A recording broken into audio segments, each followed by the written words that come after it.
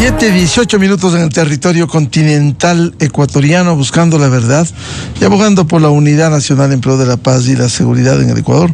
Queremos saludar al doctor Roberto Andrade, jurista constitucionalista. Lo hemos invitado para analizar los temas relativos a la consulta popular del próximo domingo 16 de noviembre, en donde se plantean 3 reformas parciales a la Constitución, las 3 primeras preguntas, y la cuarta de consulta popular, si el pueblo ecuatoriano está de acuerdo de que se convoque una asamblea constituyente. ¿Cómo ve este panorama en estas condiciones? Doctor Roberto Andrade, buen día. Hola, ¿qué tal? Buenos días, muchísimas gracias por la invitación. Buenos días, Miguel, y buenos días a toda la audiencia. Bien, me parece que es importante, creo que es importante esta convocatoria a las urnas de todos los ecuatorianos. Y pienso, en resumidas cuentas, lo siguiente. Tenemos, 4 preguntas. Tenemos una que es quizás la más importante de todas, y es si es que queremos que se instale una nueva asamblea constituyente para dar una nueva constitución a los ecuatorianos. Y un grupo de juristas al que me he sumado, que tenemos, digamos, muchas opiniones en contrario sobre muchas cosas, pero que hemos coincidido la semana pasada en hacer pública nuestra posición a favor de una constituyente que dé una nueva constitución al Ecuador. ¿Por qué? Porque pensamos que la situación actual del país al año 2025 simplemente es tal que sobrepasa las configuraciones normativas de la Constitución que tenemos vigente. Personalmente, hablo desde, digamos, solo desde mí, desde Roberto, no tomo el nombre de nadie más. Personalmente, yo siempre tuve reparos a la Constitución del 2008 que tenemos vigente. Siempre tuvo varias cosas que personalmente yo no estaba de acuerdo, pero digamos que en la década de los años 2000, pues quizás se pueda vivir con eso. Creemos que ahorita es un momento en el cual se ha vuelto patente la necesidad de una constitución nueva que permita mayor gobernabilidad, mayor eficacia, la protección de los derechos y sobre todo herramientas más razonables para una Carta Magna que haga de la seguridad y la vida en paz una prioridad para todos los ecuatorianos. Y yo creo que eso es lo más importante. Entonces, insisto, desde lo personal, pues esta jornada la vemos con mucha expectativa de poder ir hacia un proceso constituyente que seguro tendrá dificultades, pero que es necesario para el país. Sí, efectivamente, el comunicado que lo hicimos público, una nueva constitución, sí, que firman reconocidos y respetables juristas. Ahora, en este comunicado que trae sendos mensajes, uno de ellos que lograr una nueva constitución, de aprobarse la constituyente, que sea resultado de un nuevo pacto social. ¿Cómo lograr eso a fin de que no sea una imposición como fue en el 2007-2008 con el gobierno de la Revolución Ciudadana, ni ahora? Es decir, una constitución que sea para el país, que genere certidumbre, seguridad jurídico para el futuro del Ecuador. Bien, a ver, qué buena pregunta, porque yo lo veo de la siguiente manera. Entonces creo que sería una ilusión, como lo queramos ver, pero sería una ilusión decir un proceso constituyente nos va a llevar definitivamente a un mundo idílico en el cual el 100% de los ecuatorianos vamos a estar todos de acuerdo en A, B o C. Es decir, no podemos ponernos de acuerdo ni en los equipos de fútbol, tampoco vamos a estar 100% de acuerdo en algo tan importante como la Constitución, pero esa no debe ser esa la vara con la que lo midamos, ¿verdad? Entonces, siempre va a haber quienes estemos a favor y quienes estemos en contra, y eso es normal y eso es democracia. Lo que tenemos que aspirar es que lo que salga de esta nueva constituyente, es decir, el día, digamos, yendo a las urnas, votando, si es que gana el sí a que se instale una constituyente, que yo pensaría que sí va a ser así. Lo que tenemos que esperar es que de ese proceso, primero, que vayan buenos representantes a hacer su trabajo, es decir, a redactar la mejor constitución para esta era, y que de aquello saque una constitución de mínimos en los cuales sean reglas y principios mínimos en los cuales todos podamos estar de acuerdo, que son las prioridades del país. Entonces, mire qué diferencia. Es decir, la Constitución que está vigente actualmente, la del 2008, es una constitución, muchas veces se le ha llamado, por ejemplo, una constitución reglamentaria, porque se pone a reglamentar un montón de cosas que más parece programa de gobierno de un gobierno específico que ya pasó antes que la constitución que deba ser neutra y que permita alcanzar valores democráticos de todo el país. Por poner un ejemplo de tantos, de muchos que podemos poner. Entonces, el tema de las bases extranjeras, que también se va a votar ahora el 16 de noviembre, era una posición política de un gobierno en un momento específico, pero por alguna razón se pensó, no, eso tiene que ir a la Constitución y ocasionó un montón de problemas que, bueno, podríamos comentar si usted quiere ir por ahí en la entrevista. Y así muchas otras cosas, es decir, posiciones que pueden ser respetables o no, que pueden estar de acuerdo o no, pero que son de un momento específico en el tiempo, se las incluyó en la Constitución, con lo cual tenemos una Constitución de más de 400 artículos, muchos de los cuales no tienen por qué tener rango constitucional. Ahora, insisto, eso es algo que molesta y que puede haber muchas cosas específicas ahí que podemos ir hablando de que habría que cambiar, pero lo central debe ser que ya en el 2025 y con los problemas que vive la sociedad ecuatoriana hoy, que no son los mismos que los que eran no sé, pues hace 15 o hace 20 años, se vuelve importante que la nueva constitución sea una constitución de mínimos que permita asegurar mejor los derechos de los ecuatorianos y una vida pacífica que proteja los derechos de todos. Hay otro tema en el comunicado, el mensaje que envían los juristas y constitucionalistas tiene que ver, dice, en un contexto de crisis, inseguridad y fragmentación institucional, lo que está en juego no es una coyuntura, es la capacidad del Estado para responder con eficacia y legitimidad. ¿Cómo lograr eso?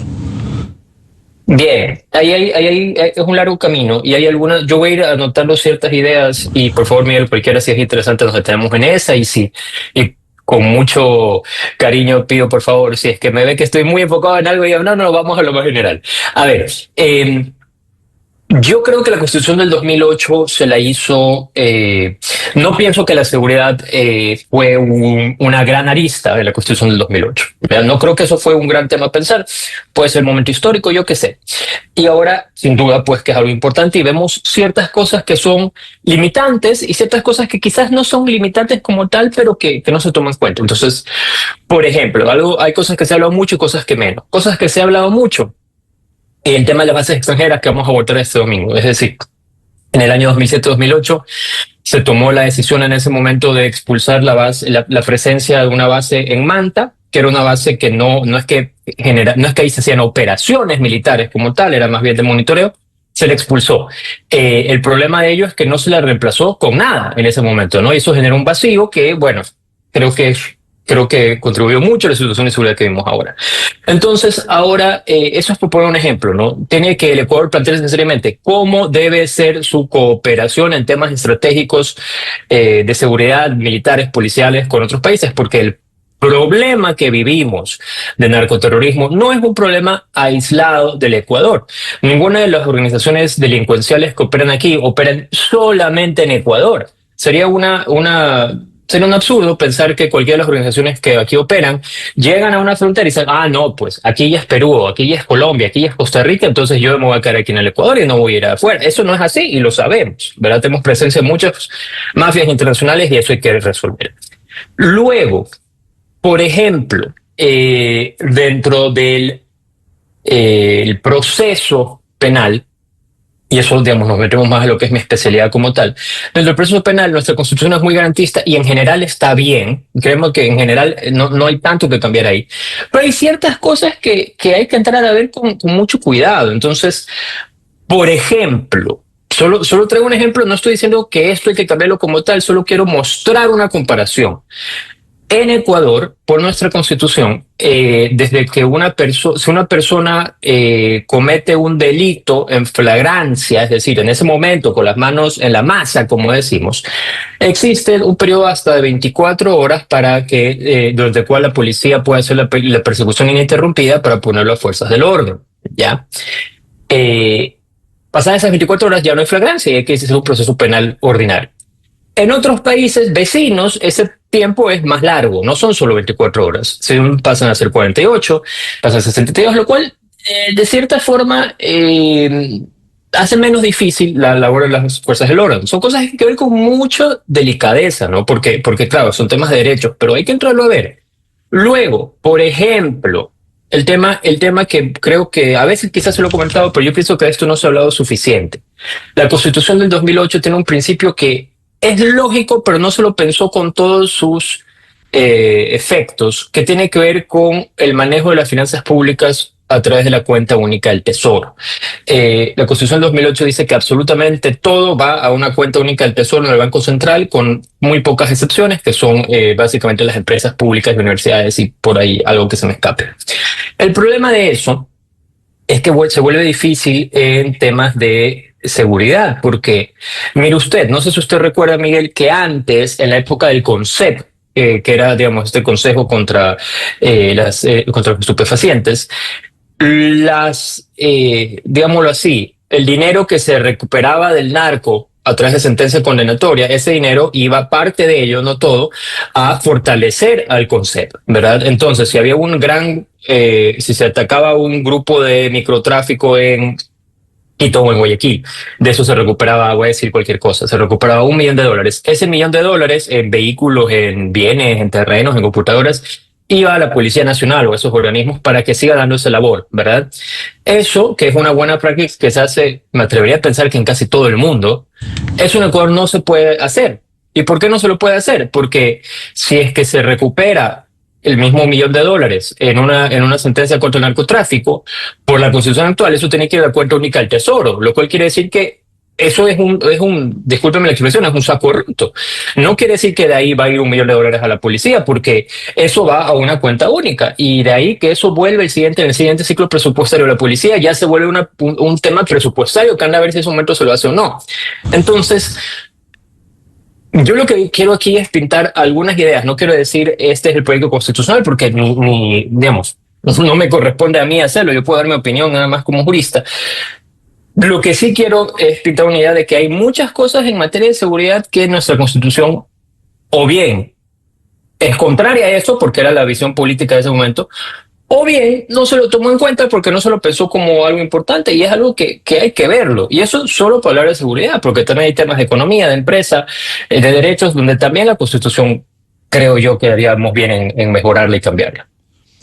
Lo que usted señala, doctor Roberto Andrade, tiene que ver con una constitución que vaya mucho más allá de los sesgos ideológicos.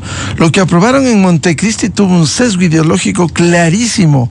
Como usted bien recordaba, estaba vigente el convenio para el uso del FOL de Manta para actividades específicas antinarcóticos. Es decir, ese fue el uso con el convenio de Estados Unidos, pero se puso específicamente en la Constitución, lo cual determinó el fin del convenio en el 2009 y se acabó esa ayuda.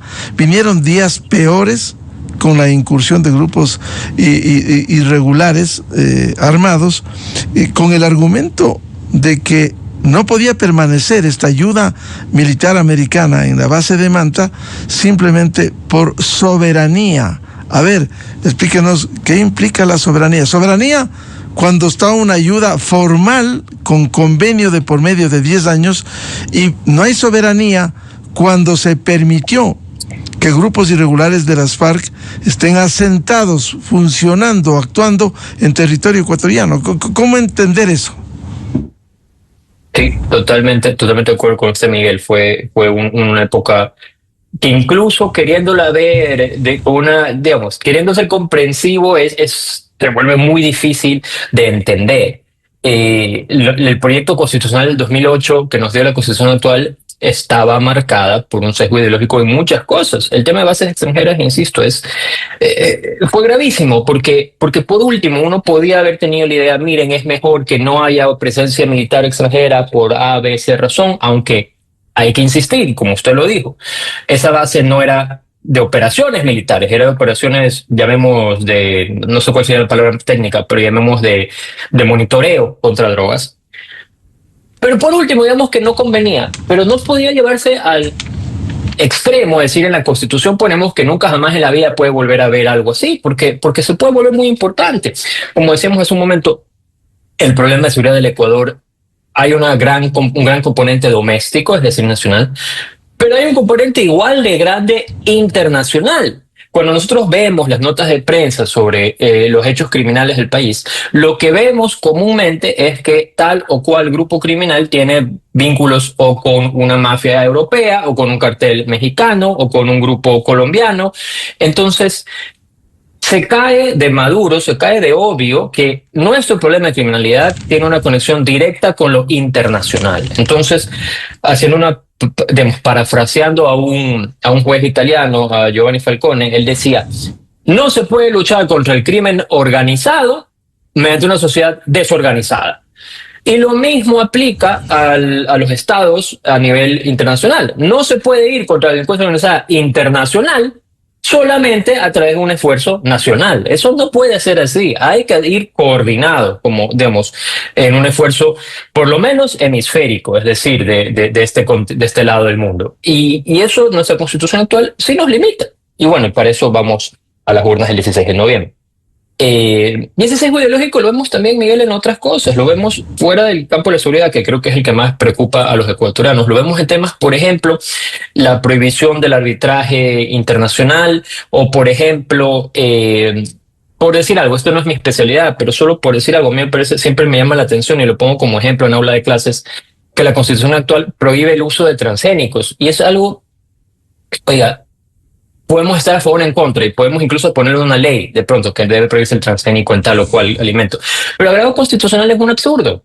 En temas de seguridad jurídica que usted preguntaba al introducir esta entrevista al inicio, yo creo que en eso sí, nuestra Constitución actual garantiza en palabras el derecho a la seguridad jurídica, pero trae un régimen tan complejo en materia en materia orgánica, es decir, de cómo se organiza el aparato estatal, que esa seguridad jurídica realmente no hay forma de ser exigible. En eso mire qué comparación o qué contraste, por ejemplo, con Perú, que en Perú la Constitución peruana es clarísima, que la seguridad jurídica significa que los contratos que están y los acuerdos y contratos que están vigentes en un momento determinado, se va a mantener las reglas bajo las cuales se contrató. No importa que cambien las reglas después. Estoy obviamente parafraseando, pero es un ejemplo muy refrescante de algo que da certeza a la gente. Ya, o sea, si yo llego a un acuerdo hoy con el Estado, con un socio, para hacer un negocio, hoy, 5 de noviembre, yo sé que no importa si mañana gana el partido amarillo, azul, verde, rojo, porque mis reglas se van a quedar claros. Eso le permite a la gente trabajar e invertir tranquila, ¿ya? Y eso en Ecuador pues nos ha costado muchísimo ir avanzando hacia eso, y no lo hemos logrado. Entonces yo sí considero que la oportunidad de una nueva constitución hay que tomarla. No va a ser fácil, pero hay que tomarla. Claro, el ejemplo que usted pone, doctor Roberto Andrade, es muy patético. El caso del Perú.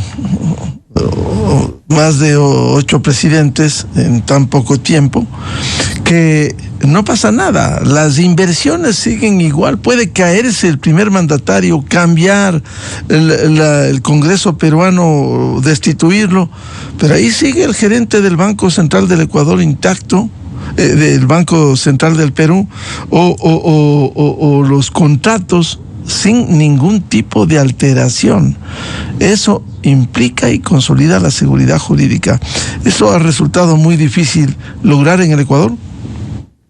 Sí, Miguel, exactamente. Aquí en Ecuador,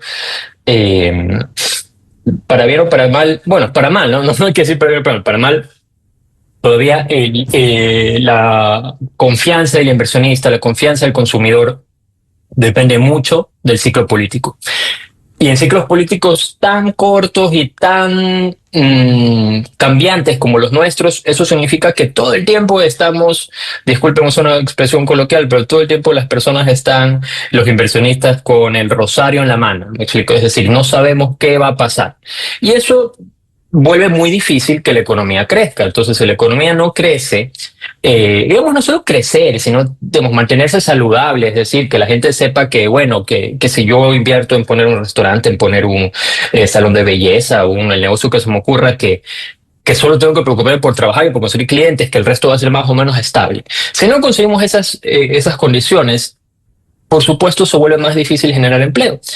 Y a mí me gusta mucho una frase que decía un político estadounidense, creo, espero no estar equivocado, que creo que era una frase de Ronald Reagan, puedo estar mal, que decía, la mejor política social es un empleo, porque un empleo, un padre de familia o una madre de familia con un empleo, puede darle educación, salud a su familia, puede a la vez quizás pues consumir y que eso genere otras fuentes de empleo, pues no tiene que estar preocupado de cualquier calamidad que le ataque en ese instante, tiene un mínimo de seguridad que le permite vivir con confianza y a eso es a lo que tenemos que aspirar como nación. Entonces yo creo que los temas de seguridad y los temas de economía, no digo nada nuevo al decir que están relacionados, ¿verdad? Y justamente son los temas de seguridad y de economía los que más necesitamos con urgencia cambiar en nuestro texto constitucional, porque son donde más se revela yo diría sí, el sesgo ideológico, pero más allá del sesgo ideológico, también un sesgo ideológico desactualizado, un sesgo ideológico que quizás tuvo sentido para el 2007 u 2008, pero que ya hoy en día no. Veamos, por ejemplo, en ese sesgo ideológico los temas de migración. O sea, el Ecuador dice en su constitución que reconoce la ciudadanía universal, entonces de eso se debería deducir que es el libre paso de cualquier persona por las fronteras. Eso pues ya vemos todos los problemas que ha pasado. Y últimos gobiernos, digamos, el actual gobierno, los últimos han tomado medidas por dar orden en eso, pero no se puede desconocer que la Constitución dice que la ciudadanía es universal. Entonces, trae muchas dificultades que ya hoy en el mundo nadie lo hace. Ya no es la tendencia en el planeta decir, sí, todo el mundo venga y entre como quiera, ¿no? Salvo espacios muy específicos como la Unión Europea. Doctor Andrade, ¿cómo lograr un consenso? Será difícil. Hay temas en los que resulta difícil desde el punto de vista político, pero desde el punto de vista de construir una constitución para el futuro del país, sin sesgos ni intereses político-ideológicos de quien sea, del de ayer, del gobierno de turno o el que venga, ¿cómo lograr ese consenso, al menos como ustedes invocan al país en el comunicado, a través de un pacto que represente mínimos compartidos? ¿Cómo lograr eso? De acuerdo. Gracias, Miguel, por la pregunta. Bien, la única forma de lograrlo es con una ciudadanía informada y activa, y que le importe, y que exija. Es la única forma, ¿verdad? Entonces, yo creo que los ecuatorianos, yo creo que sí nos importa lo que pasa en nuestro país, creo que sí nos importa lo que hacen nuestros gobernantes, y creo que sí nos importa hacer saber lo que creemos.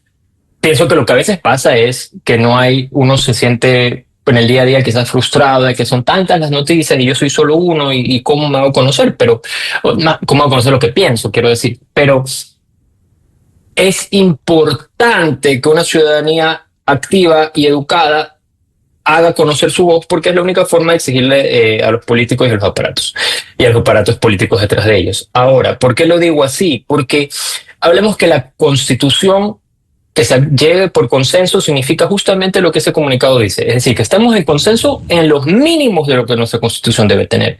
Porque eso es lo que una Constitución debe ser. Una Constitución debe tener las reglas esenciales de cómo es nuestra vida en conjunto en este hermoso pedazo de tierra que se llama Ecuador. Eso es la Constitución. La Constitución no es una lista de deseos de Papá Noel y no es una lista de todas las cosas que yo opino. Entonces, si a mí me cae mal tal país, pues pone en la Constitución que ese país no me gusta. Eso no es la Constitución, ¿verdad? La Constitución es una lista de mínimos. Mínimos con los que estamos de acuerdo para llevar la vida en sociedad. Entonces, juntando estas dos cosas, una ciudadanía activa, informada, que exija, y saber que la Constitución lo que tiene que dar son las reglas mínimas para poder convivir, yo creo que podemos llegar a unos buenos resultados. ¿Qué es lo que debe pasar? Entonces, el 16 de noviembre, pues, en el caso de ganar el sí y que se instale una nueva asamblea constituyente, lo que la ciudadanía debe estar muy pendiente es de elegir y exigir a los mejores representantes que vayan a esa constituyente, profesionales, personas que conozcan sobre todas las áreas que hay que tratar, hacer un buen trabajo. Y luego recordar, hablando del consenso, recordar que este proceso constituyente, digamos, tiene que haber suficiente mayoría en la constituyente porque las cosas se aprueban con una regla de mayoría especial del 3/4, si no me falla la memoria. Y eso luego también se va a un referéndum nuevamente. Entonces, puede ser que Es decir, para que haya una nueva constitución tenemos que estar de acuerdo la gran mayoría, y eso, digamos, parece que el diálogo nacional sí va a eso, ¿no? Entonces, mantener espacios como estos en medios de comunicación, en universidades, en barrios, etcétera, de seguir hablando qué es lo que necesitamos de esa constitución y ser realistas, saber que no es una carta Papá Noel, no es una lista de todas las cosas que yo quisiera tener.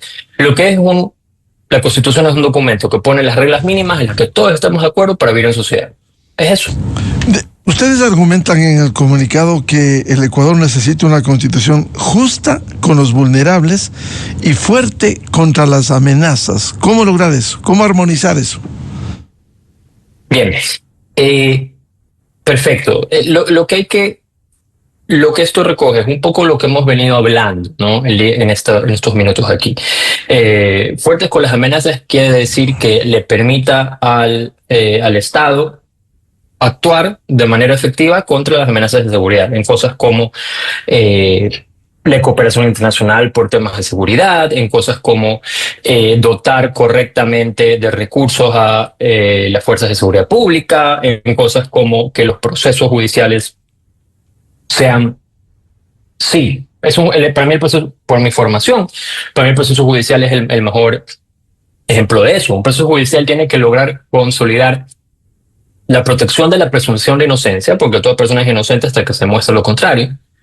Pero esa presunción de inocencia no puede desnaturalizarse y convertirse en decir que todo delincuente se tratará como inocente hasta cuando ya se demostró lo contrario, que eso es lo que muchas veces pasa acá. Acá muchas veces pasa, y lo vemos tristemente en los medios de comunicación, que están todos los medios de convicción o todos los medios de prueba que demuestran la responsabilidad de una persona en una infracción, y pese a eso, agarrados por cualquier tecnicismo, o a veces ni siquiera un tecnicismo, sino realmente como una burla a la ciudadanía, tenemos que los infractores salen libres. Entonces eso obviamente es una perversión. El proceso penal, bien entendido, es protección a la presunción de inocencia, derecho a la defensa, pero que ese derecho a la defensa no significa que tienes atadas las manos de la policía, que no significa que el juez no puede dictar sentencia, que no significa que la persona, pues, si es que se demuestra su responsabilidad, no vaya a prisión. No significa nada de eso, ¿verdad? Entonces, un poco va hacia allá, ¿no? La protección de los vulnerables, es decir, proteger a las personas con discapacidad, proteger a los trabajadores, proteger por ejemplo, menores de edad y mujeres en situación de amenaza, mantener todas esas protecciones y robustecerlas donde sea necesario, pero que ninguna de esas protecciones se la pueda entender como un cortapisa a el accionar del Estado en hacer cumplir la ley. Eso es algo que realmente no debería ser controversial, ¿verdad? Pero pues lamentablemente fue tal el sesgo ideológico de la Constitución anterior que a veces se vuelve un tema, en ciertos espacios se vuelve un tema polémico. Usted invocaba que debe haber una ciudadanía informada y activa. ¿Cómo lograr eso? Porque la experiencia nos ha dicho todo lo contrario. En el 2008, luego de la aprobación en Montecristi, una constitución absolutamente cuestionada en el fondo y en la forma, porque el propio ex asambleísta constituyente León Roldós denunció que el texto que se aprobó en Montecristi no fue el texto que se puso en consideración del pueblo ecuatoriano. Entre gallos y medianoche en el Palacio de Carondelet se incluyeron, se cortaron cosas, lo cual es absolutamente inadmisible y una burla para el pueblo ecuatoriano. Pero finalmente se puso en consideración en septiembre del 2008 esa constitución, y el pueblo ecuatoriano, la gran mayoría, no leyó, y ahí están los resultados. ¿Cómo lograr una ciudadanía activa? Bien, la verdad es que Miguel, me encantaría tener un recetario específico para eso, pero no lo tengo.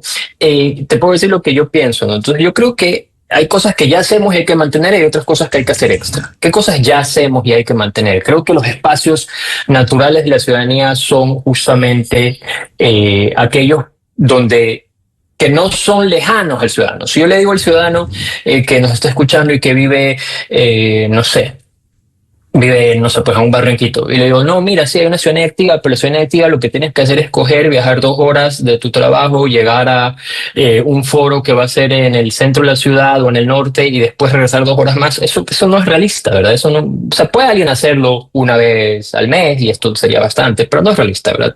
La ciudadanía, a mi forma de verlo, se construye en los espacios donde las personas naturalmente viven, en las universidades, en las escuelas, en los barrios, en los medios de comunicación, en la vida social. Y creo que es importante, solía ser que el espacio, ya lo hace muchas décadas, pues, ¿no? Que el espacio en que la vida social, ciudadana, se llevaba a la esfera política era a través de un partido político, un movimiento político. Pero solía ser, y hablo hace muchas décadas, porque yo creo que eso ya ni en Ecuador ni en el mundo sigue siendo así. Nos hemos convertido más en y hablo a nivel global, un mundo de redes sociales. Pero eso no quita que a mi forma de verlo, esa responsabilidad es más del individuo que el Estado. El Estado también tiene, pero es más del individuo. O sea, yo creo que el individuo tiene que decir, a ver, sí vale. O sea, yo coger y si a mí me interesan mucho estos temas que estamos hablando, yo hacer un grupo de conversación o de estudios en la universidad en la que estudio o doy clases. O si es que no estudio o doy clases, sino que soy profesional, entonces en el gremio profesional del que soy parte. Y si no estoy en un gremio profesional, entonces del barrio en el cual vivo. Y no tenemos que hablar de temas tan esotéricos como lo que hablamos en esta entrevista que es 100% política. Podemos hablar de cosas un poco más ajustadas a la realidad, pero mantener vivos estos espacios a mí me parece que es crucial. Y luego cuando se van activando los tiempos políticos, como por ejemplo la constituyente que hablamos ahorita, créeme que a mi forma de verlo, ¿no? Se habla mucho de que sí, que los políticos, los partidos políticos tienen dueños y tal, y todo eso puede ser cierto o no. Pero también es verdad que cuando sí quieren buscar líderes comunitarios, hay que los encontrar, pues. Entonces, si la ciudadanía ya está activa, es más fácil encontrarlos que si no lo está, ¿verdad? Ahora, yo creo que en el Ecuador sí hay muchos casos, sí hay casos como tú lo dices, Miguel, donde la ciudadanía lamentablemente está activa y sin embargo, pues no logra, no sé, evitar las medidas arbitrarias de un gobierno, como lo que nos cuentas del 2008, que claro que lo recuerdo, pues que una comisión de redacción cambió en supuestos cambios de forma y terminó siendo cambios de fondo. Es verdad, hay casos tristes como esos, pero también hay casos optimistas en los cuales sí hemos visto, y hablando todavía de eventos ya pasados, pero no podemos hablar, por ejemplo, cuando se quería poner esos impuestos a las herencias que iban a ser pues confiscatorios y se logró dar marcha atrás, ¿verdad? Es decir, hay casos y hay casos, y no importa si se logra o no, yo creo que el valor de una ciudadanía informada y activa por sí solo es algo bueno. Claro, y no solo de la ciudadanía informada y activa, doctor Roberto Andrade, ¿cómo lograr que todos los sectores, gremios de empresarios, comerciantes, profesionales, las universidades hagan foros, debatan sobre los contenidos a fin de que esto ilustre simplemente al Ecuador y se compenetren en los textos para luego no solo vivir con una sociedad que se queja de lo que se aprobó, cuando hubo la oportunidad de leer y hacer observaciones en su momento? Sí, estoy de acuerdo. Y yo pienso que eso seguramente sí lo vamos a empezar a ver más. Ahorita estamos, después de todo, todavía no está la constituyente, ¿verdad? El 16 de noviembre hay que ir a votar los ecuatorianos y de ser el caso que gane el sí, que es lo que yo personalmente espero, yo creo que vamos a ver mucho más activado, justo como lo dices tú, gremios, universidades, distintos espacios ciudadanos y académicos, donde las personas digan, bueno, el colectivo de, no sé, pues la Cámara de la Agricultura o el colectivo de los panaderos, por decir cualquier cosa, quisiéramos ver esto, y creo que lo vamos a ver. Creo que es natural que por ahora la gente esté un poco más viendo qué pase, y cuando ya, de ser el caso que gane el sí, creo que va a ser natural que veamos a la gente mucho más activa, pero yo también me sumo digamos, no sé si calificarlo como preocupación, pero yo también quisiera hacer una invitación a que la ciudadanía debe estar activa. La ciudadanía tiene que decir, así sea que, yo quisiera que estén de acuerdo conmigo, pero así sea que estén en desacuerdo conmigo, ¿verdad? La ciudadanía tiene que estar activa y decir, para mí es importante que la Constitución recoja esto y lo otro, o me parece que la forma de gobierno debe ser esta o esto u otra, o que etcétera, ¿no? Creo que la constituyente debe nutrirse, y ojo, ojalá tengamos, y yo espero, y digamos, quiero que sea así, que tengamos los mejores delegados o asambleístas constituyentes posibles. Pero quien no esté en la constituyente, porque por supuesto no todos van a poder estar ahí, quien no esté en la constituyente también puede hacer aportes desde afuera. También se puede hablar desde las radios, desde la televisión, desde las redes sociales, desde los medios, desde las universidades, y todo eso es válido, y todo eso, yo creo que con las ideas son buenas, muchas veces se recogen. A veces no te dan el crédito que tú quieres, pero igual terminan recogiéndose y eso es lo que importa, ¿no? Claro, estar conscientes también, si bien este comunicado de ustedes, en donde también se adhiere el doctor Roberto Andrade, no solo es un problema exclusivo de juristas y de constitucionalistas, es un problema de todos. Eso hay que estar conscientes. Ustedes dan una pauta sobre lo que debiera ser, el deber ser, pero los ecuatorianos tienen que despertar, y todos los sectores, gremios, etcétera, estar conscientes de lo que se quiere construir en el país para un futuro mejor de los ecuatorianos, doctor Andrade. Absolutamente de acuerdo. Alguien decía que la política es demasiado importante para dejársela a los políticos. Y aquí yo diría igual, la Constitución es demasiado importante para dejársela solo a los constitucionalistas. Todos tenemos que estar atentos y activos en este debate nacional. Ahora, hay que asumir este desafío de esta transformación, de aprobarse la convocatoria de la constituyente, de elegirse a los constituyentes, de instalarse y salir un texto que el pueblo ecuatoriano deberá pronunciarse. Este es un gran desafío de transformación, de fortalecimiento hacia el futuro del Ecuador. Sin duda, esto es de aprobarse el referendo, de aprobarse la consulta popular que convoca la constituyente. Es un desafío enorme y debe activarnos a todos. Es decir, de aprobarse el sí, al día siguiente de saberse que ganó el sí, todos tenemos que estar activos en proponer cómo queremos que sea esta constitución. Entonces sí, va a haber unas personas que sean asambleístas constituyentes y que serán elegidos en las urnas, pero como lo decíamos hace un minuto, quien es constituyente pues tiene una responsabilidad enorme, y quien no lo es también tiene que aportar, también tiene que decir, si yo soy un experto petrolero y me parece que es importante que haya esta oración en la Constitución para mejorar la sostenibilidad de la industria, pues tengo que aportarlo. Es decir, es lo que yo le debo a mi sociedad. Si yo tengo ideas positivas para aportar, las tengo que dar. Me parece que eso debe ser así. Y, y creo que la constituyente va a funcionar muchísimo mejor con una ciudadanía activa que exija, ¿no? Que diga, hey, qué bien este texto que han aprobado, oigan, este de acá pues no está tan bien, cámbienlo. Eso debe ser así y creo que es lo natural y lo democrático. Claro, como dice el comunicado, una nueva constitución no puede ni debe ser redactada al gusto de los políticos ni de los gobiernos de turno. Es decir, dejar, si se aprueba la constituyente, en manos de los 80 asambleístas que redacten esto sin tener una activa participación desde afuera hacia la constituyente. Correcto, no puede ser a puerta cerrada y estoy seguro que no lo va a hacer así porque no ha sido así, digamos, no ha sido así como se lo ha ido fraguando la idea de lo que podemos ver, pero además porque ya en el 2025 ya nada en política es a puerta cerrada, ya las cosas se saben y la ciudadanía a veces participa más y a veces participa menos, ¿verdad? Pero siempre participa. Entonces es extraordinariamente importante que la constituyente, como lo ha recogido Miguel y decimos en el comunicado, no sea un proyecto político. Eso es, lo decía al inicio y quizás yo lo di por sentado, pero lo vuelvo a decir.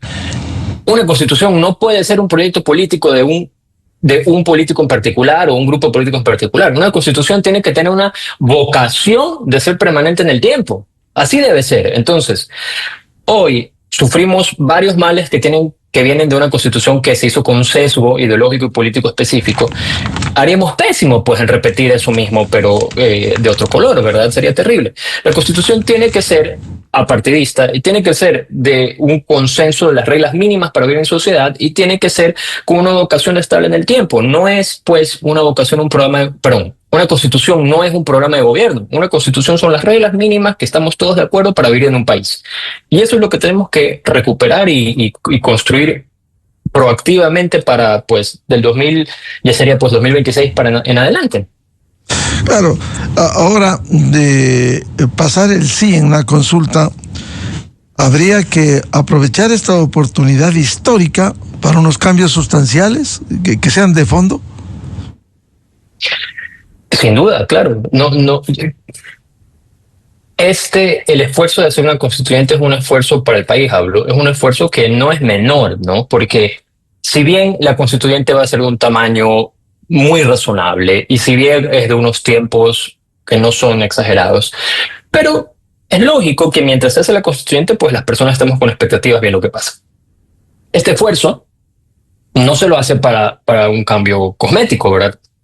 No se lo hace para mantener todo igual, simplemente cambiar 3, 4 palabras. El esfuerzo se lo hace porque entendemos que hay cosas de fondo importantes, sustanciales, que hay que cambiar y mejorar en la Constitución para poder tener una mejor vida en común. Por eso lo hacemos. Entonces, temas como los que hemos ido hablando sobre la cooperación en materia de seguridad, sobre la fuerza pública, sobre la protección de los vulnerables, sobre la seguridad jurídica para poder generar inversión. Todas esas cosas hay que sentarse seriamente, escuchar a los expertos, que afortunadamente hay muchos, y decir, ok, ¿cómo tiene que ser el texto? Correcto, consensuado, neutro y técnico, que va a permitir que el Ecuador pase de su etapa actual de zozobra hacia un país, digamos, próspero y seguro. Eso es lo que hay que hacer. Entonces sí, por supuesto, los cambios tienen que ser sustanciales, de acuerdo. Y no solo de temas legales y constitucionales, se entiende que serán 8 mesas temáticas, habrá la economía, lo social, lo laboral, es decir, aquí reunir a los grandes expertos que vengan a construir esta nueva constitución. De acuerdo, sin duda, así debe ser. Y siempre evitando caer en lo que nos pasó en el año 2007 y 2008, evitando caer en el error de pensar que traer al experto quiere decir entonces que si yo traigo un experto en agua, yo tengo que poner 29 artículos de agua. Y si traigo un experto en seguridad social, tengo que poner 57 artículos de seguridad social. Y si yo tengo un experto en petróleo, entonces 112 artículos de petróleo. Obviamente el ejemplo que estoy poniendo es un ejemplo, pero no podemos entrar en lo reglamentario, ¿verdad? Hay que tener la visión del experto, sin duda, a efectos de poder. Es como cuando uno hace, digamos, sacamos la esencia de lo que queremos tomar, ¿verdad? Tenemos la esencia, es lo que tiene que ir en la Constitución, porque es el mínimo con el que estamos todos de acuerdo, ¿verdad? Insisto, una Constitución tiene que ser apartidista, no puede ser un programa de gobierno, ni del que está hoy, ni del que estará mañana, ni del que estuvo ayer. Bien, al doctor Roberto Andrade seguiremos hablando de esto, esperemos del pronunciamiento del pueblo ecuatoriano en las urnas domingo 16 de noviembre próximo. Seguiremos hablando de estos grandes desafíos del Ecuador de contar con una nueva constitución, porque la actual no debiera seguir en las condiciones actuales. Doctor Roberto Andrade, muy amable por atender a la revista de Opinión Democracia. Encantado, muchas gracias por la invitación y aquí estaré todas las veces que me invite. Gracias. Muy amable. 8:01 en el territorio continental ecuatoriano. Vamos a una pausa y ya volvemos. Diálogo previsto con los internacionalistas, doctor Carlos Estarellas y Esteban Santos, por hablar sobre los resultados de la última gira presidencial del primer mandatario por Estados Unidos. Estos últimos días ha estado en Estados Unidos, y ahora se abre también una gran posibilidad al secretario de Estado de Seguridad, que va a visitar durante 2 días el Ecuador en nuestro territorio. Desde 1984 con Gonzalo Rosero, la revista de Opinión Democracia. Siempre líderes, siempre confiables. Enseguida regresa Miguel Rivadeneira a la búsqueda de la verdad.